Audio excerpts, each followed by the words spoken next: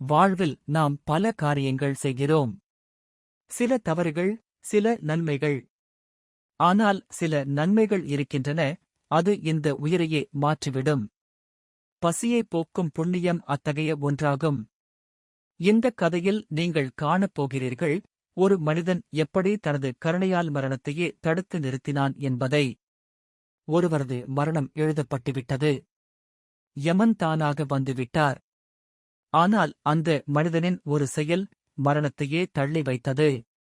ஆமாம் நண்பர்களே, ஒருவர் செய்த ஒரு புண்ணியம் மரணத்தையும் வெல்லும் சக்தி உடையது என்பதை நீங்கள் நம்ப முடியாது. ஆனால் இந்தக் கதை அதையே உண்மையாக்குகிறது. வாழ்க வளமுடன் நண்பர்களே. உங்களது புத்தா சஸ்திரா சேனலுக்கு வரவேற்கிறேன். இன்று நாம் கேட்கப் போகும் கதை உங்களது இதயத்தையும் உங்களது வாழ்க்கையையும் மாற்றும் ஒரு உண்மையான ஆன்மீக கதை. வாழ்க்கையில் மரணம் தவிர்க்க முடியாத ஒன்று என்று அனைவரும் நினைக்கிறோம். ஆனால் சிலர் அதை தள்ளி வைக்கிறார்கள், புண்ணியத்தின் சக்தியால். அந்த புண்ணியம் என்ன? அது எப்படி மரணத்தையே தடுக்கிறது? இதை முழுமையாக கேளுங்கள், கடைசி வரையிலும் ஒரு விஷயத்தையும் தவறவிடாதீர்கள். நண்பர்களே, இந்த கதையை கேட்பதற்கு முன்பு ஒரு சிறிய வேண்டுகோள் என்னவென்றால், அனைவரும் ஜெய் அன்னலட்சுமி பெயரைச் சொல்லி வீடியோவை லைக் செய்யுங்கள். கீழே உள்ள கமெண்ட் பாக்ஸில் வாழ்க வளமுடன் என்று டைப் செய்யுங்கள். இது ஒரு கதையல்ல நண்பர்களே. இது ஒரு உண்மை, கருணையின் சக்தி மரணத்தையும் வெல்லும் என நிரூபிக்கும் ஒரு உண்மை. சூரியன் மறைந்த மாலை. தூசியால் நிறைந்த பழைய வீடு. அந்த வீட்டின் மத்தியில் படுத்திருந்தார் அண்ணாமலை, 65 வயது முதியவர். அவர் ஒரு காலத்தில் கிராமத்தில் மிகுந்த மதிப்பு பெற்ற ஆசிரியர். 10 தலைமுறைகளுக்கும் கல்வி கற்பித்த ஒரு ஒளிக்கதிர். ஆனால் காலத்தின் சக்கரம் மாறியது. அவரது மனைவி இறந்துவிட்டார். குழந்தைகள் தங்கள் வாழ்க்கையில் மூழ்கிவிட்டனர். அண்ணாமலை தனிமையில் வாழ்ந்தார். ஒரு சிறிய மண் வீட்டில் ஒரு நாய், ஒரு துளசி, ஒரு பழைய தாமரை மலர் கொண்ட நீர்க்கலசம் மட்டுமே அவருக்கு தோழர்கள். ஒருநாள் மருத்துவர் சொன்னார், அண்ணாமலை ஐயா, உங்கள் இதயம் பலவீனமாகிவிட்டது. சிகிச்சை பயனில்லை. சில நாட்கள் மட்டுமே. அந்தச் செய்தி அவரை சோகப்படுத்தவில்லை. அவர் மெதுவாக சிரித்து கூறினார், மரணம் எனக்கு பயமில்லை. ஆனால் நான் இதுவரை செய்த வாழ்க்கைக்கு அர்த்தம் இருந்ததா என்பதே கேள்வி. அடுத்த நாள் காலை அண்ணாமலை தன் வீட்டு வாசலில் உட்கார்ந்து துளசியை தண்ணீர் ஊற்றிக் கொண்டிருந்தார். அந்த நேரத்தில் கிராமத்தின் ஒரு மூலையில் ஒரு பெண், மங்கையம்மா, பசியால் தளர்ந்து விழுந்தாள். அவள் முகத்தில் மண், கண்களில் கண்ணீர், வயிற்றில் வலி. கிராமத்தினர் அவளைக் கடந்து சென்றனர். யாருக்கும் அவளிடம் நிற்க நேரமில்லை. அண்ணாமலை அவளை பார்த்தார். அவரது இதயம் கலங்கியது. அந்த நேரத்தில் அவரிடம் இருந்தது சிறிது கஞ்சி. அது மருத்துவர் கூறிய கடைசி மருந்துடன் எடுத்துக்கொள்ள வேண்டிய உணவு. அவர் நிமிடம் யோசித்தார். நான் இதை சாப்பிட்டால் இன்னும் ஒரு நாள் உயிருடன் இருப்பேன். ஆனால் அவள் சாப்பிட்டால் அவளுக்கு வாழ்வை தரலாம். அவர் மெதுவாக எழுந்து அந்தக் கஞ்சியை அவளிடம் கொடுத்தார். அம்மா, இதை சாப்பிடுங்கள். அவள் கண்ணீர் மல்க சொன்னாள், ஐயா, நீங்க நல்லவரு. கடவுள் உங்க உயிரை நீட்டிப்பார். அண்ணாமலை புன்னகையுடன் சொன்னார், என் உயிரை விட உன் பசியை தீர்க்கும் சாந்தி எனக்கு பெரிய புண்ணியம். அந்த இரவு அகன்ற வானம் மின்னலால் பிரகாசித்தது. யமதர்மன் தனது தூதருடன் பூமிக்கு இறங்கினார்.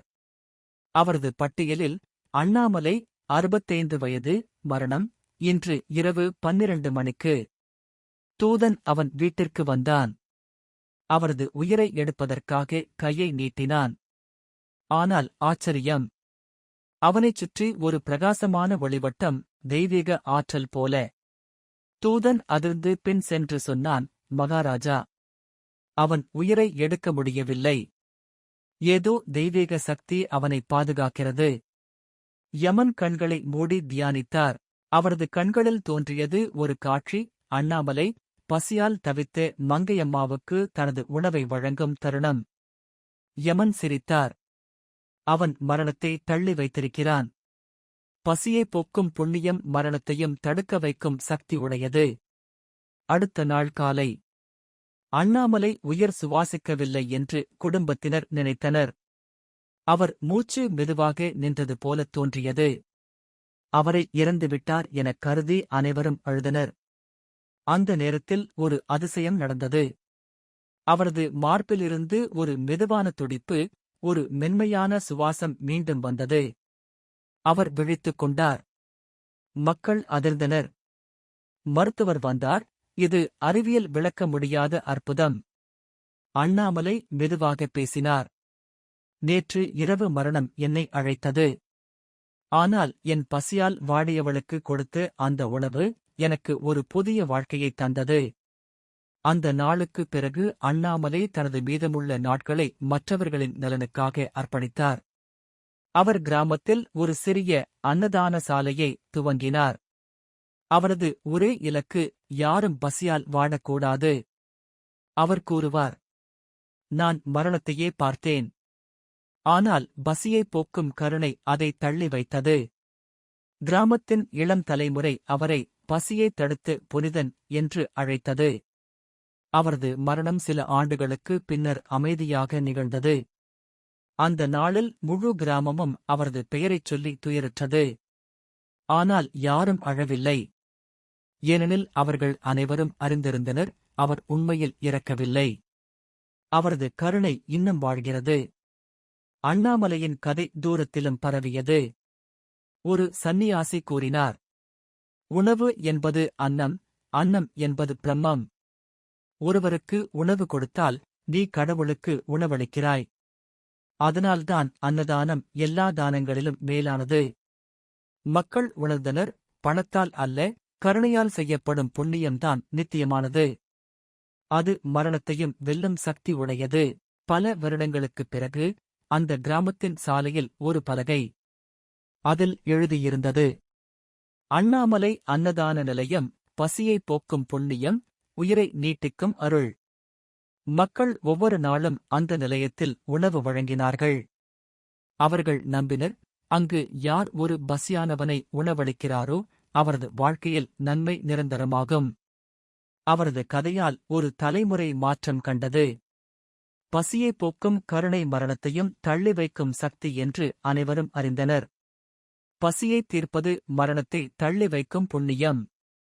ஒரு துளி உணவு, ஒரு துளி கருணை ஒருவரின் உயிரையும் உன்னுடைய புண்ணியத்தையும் நித்தியமாக்கும். அதனால்தான் பசியைப் போக்கும் கையில் மரணமும் தோற்கிறது. அண்ணாமலை மரணத்தையும் தள்ளி வைத்தார். ஆனால் அவர் உணர்த்திய பாடம் மரணத்தை வெல்வது கருணையால்தான். நண்பர்களே, நம்மிடம் எவ்வளவு இருக்கிறது என்பது முக்கியமல்ல, நம்மிடம் உள்ளதை யாரோ ஒருவருடன் பகிர்ந்தால் அதுவே உண்மையான புண்ணியம்.